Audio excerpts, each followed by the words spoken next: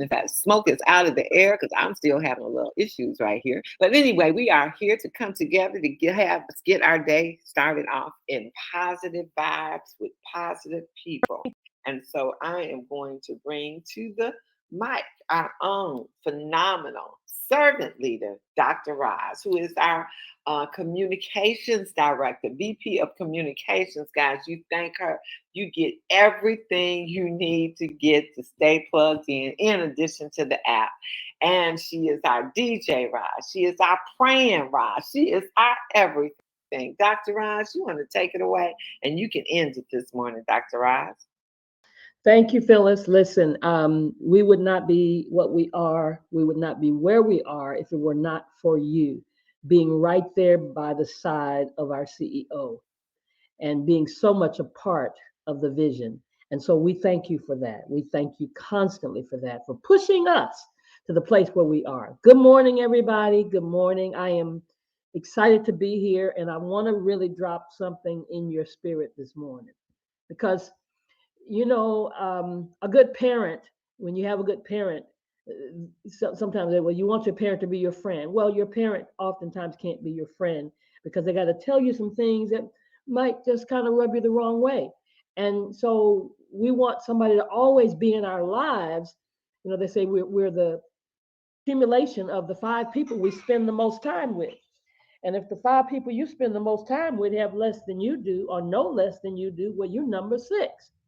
So this morning, I really want to touch on something because sometimes there are things in our lives that have happened.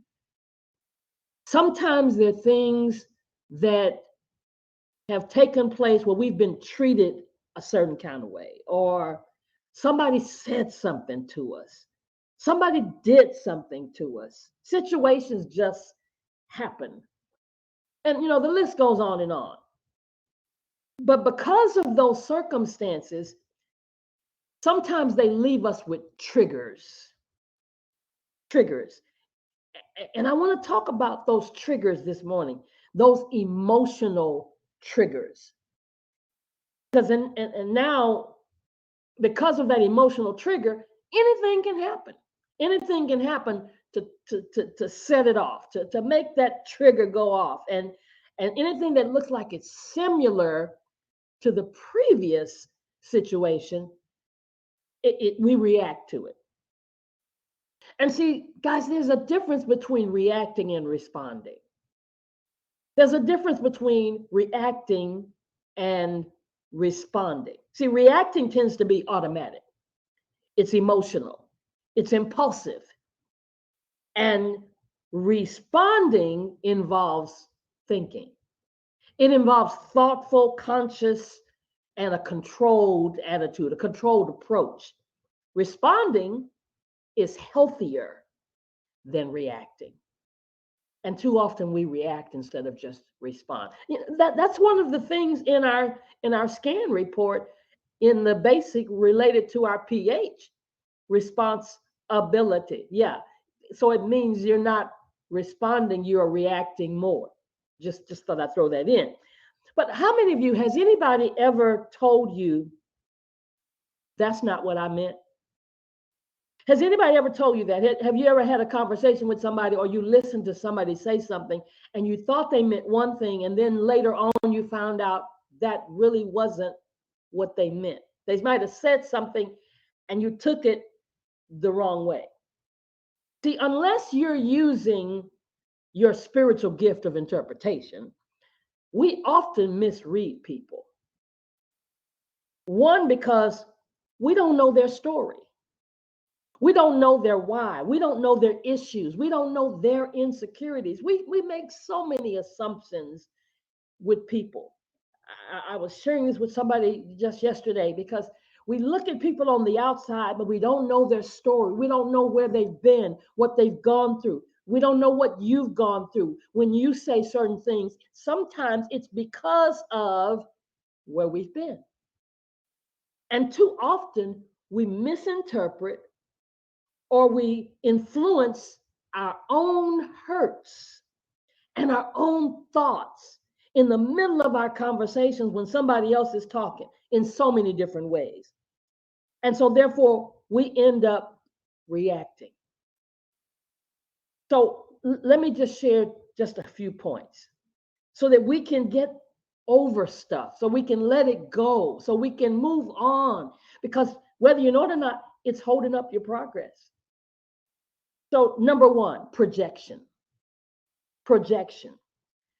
See, sometimes we project our own unresolved hurts, our own did you hear me say unresolved? Yeah, our own unresolved insecurities, our own biases onto the words of the person who's talking to us. We interpret somebody's statement through the lens of our own past, our own past experiences. Somebody did something to me, somebody said something to me. It might have been when you were a kid. It might have been last week, last month. It might have been in the middle. Have you ever had somebody, you say, they just ignored me? Why do you think, can I say it like I feel it? Why in the world you think you're so important somebody ignored you? I mean, could it have been that they might have been focused on something else, might not have even seen you? But here you go, you leave the situation and you're hurt. And you're going through all kind of trips in your brain because you felt like they ignored you, because possibly you've been ignored in the past. You've been ignored in your family. You've been ignored on your job. You've been ignored over and over and over again. And so now you project those feelings into that situation.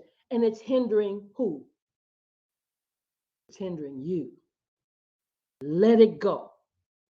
I need you to let it go. Number two, selective attention.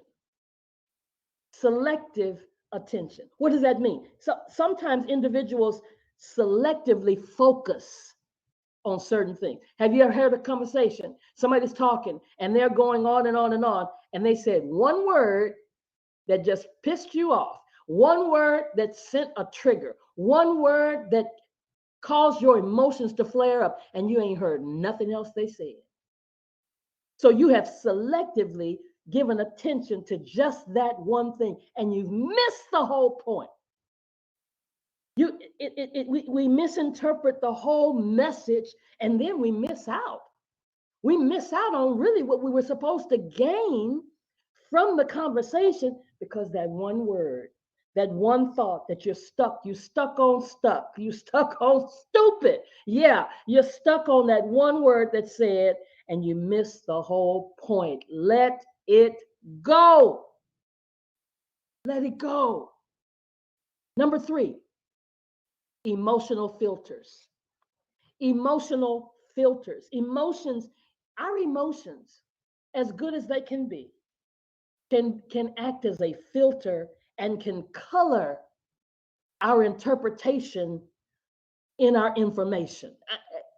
I mean, sometimes our emotions so get in the way. I had a mentor who told me, in the midst of us doing business, this is where he trained me. It wasn't easy, but I thank God for him today. He always told me, you have 2 minutes to cry. Because we had business deals to go do. And he would correct me and just, chasing me about stuff because I was not doing it right. It was all right what he was doing. He was trying to perfect my skills and who I was and make me a better woman of God. He was trying to help me not be a woman, but a woman of God. There's a difference. That's a whole nother teaching. But he would say, you got 2 minutes to cry. What was he doing? He was trying to get me to the point where I wasn't moved by my emotions. Yes, you have them, but they can't dictate to you. I mean, we have so many strong people in this company who go through things on a day-to-day basis, but they don't allow their emotions to dictate what they do or what they don't do. So those are those filters, emotional filters. We've got to get rid of them, because if somebody is feeling sensitive, and we all have days where we're more sensitive than others, or you're feeling defensive, or you're feeling hurt, then you can perceive a negative or critical undertone when somebody else is talking to you. And it ain't based on what they said, it's based on what you're feeling. Let it go. Number 4, confirmation bias. Confirmation bias. What is confirmation bias is? It's that tendency to seek or to interpret information in a way that confirms your own beliefs. In other words, you already felt some way about that person before you started talking to them. So now when they start talking, you already confirmed your own biases. You felt, have you ever talked to a person that's a liar? You feel like they're a liar. Soon as they start talking, what you think they're gonna do? You already have biases. You feel like they're gonna lie, even if they tell the truth this time. Because we just already have confirmed our biases. We do that with people every day. Maybe we heard something. That's why you got to be careful who you talk to. You may have heard something about somebody, and now you have labeled them as that, and you don't even know them yourself.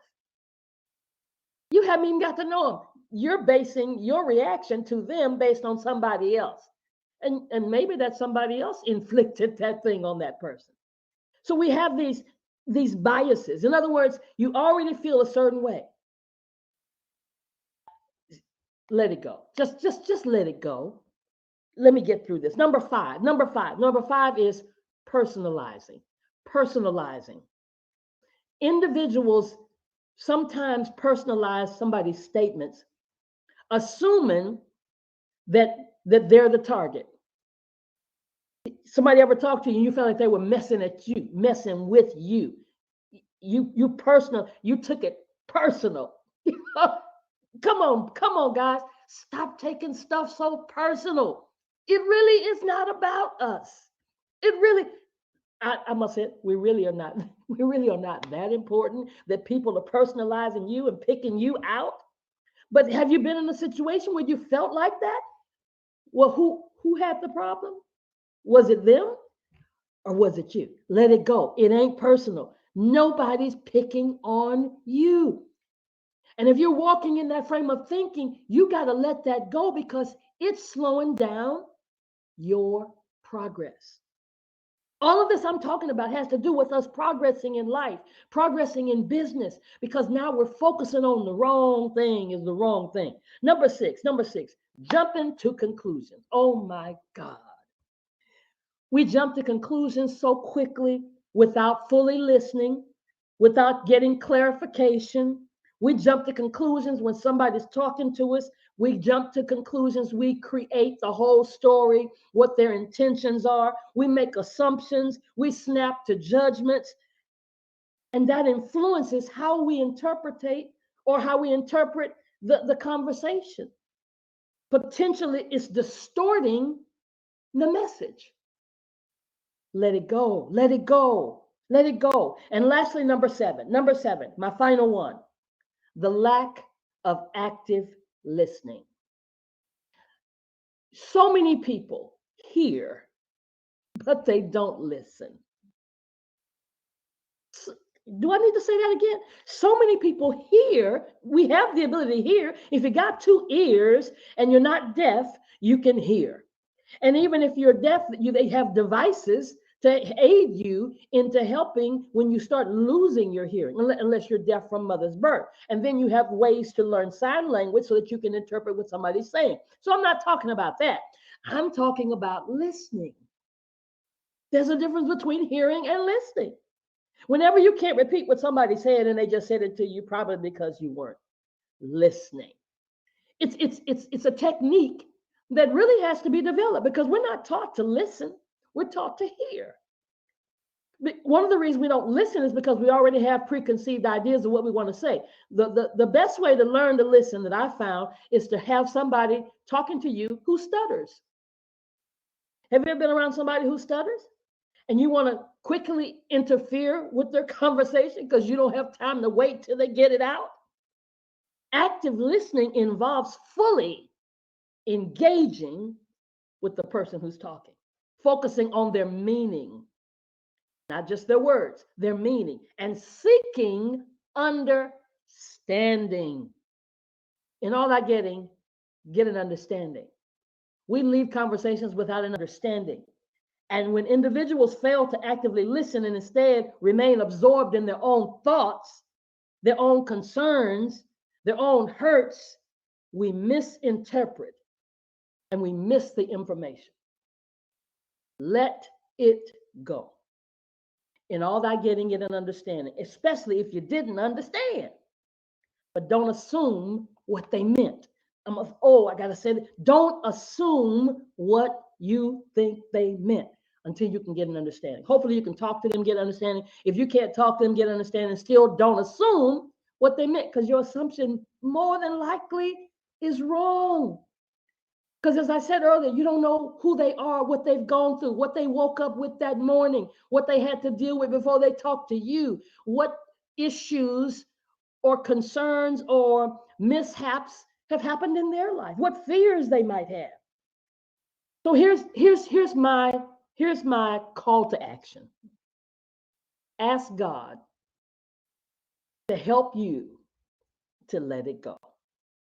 That's my prayer for me. Lord, help me to let it go. Whatever it is, help me to let it go. Let go of resentment, anger, bitterness, dwelling on the past, any emotional triggers that don't release positivity in my life.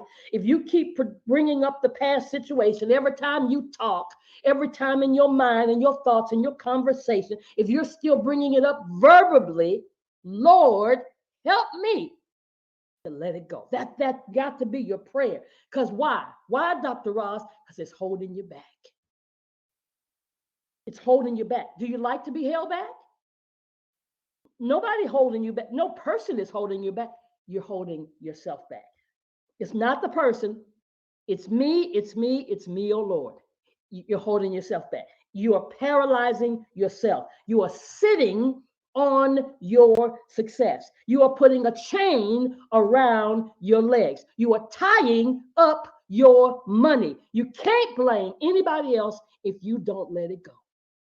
Let it go and release yourself and watch the doors swing open. Release it, let it go, and watch the windows of opportunity open up. Watch your mind elevate into another level of creativity. Have a great day, everybody. Have an Akana kind of day. Bye for now.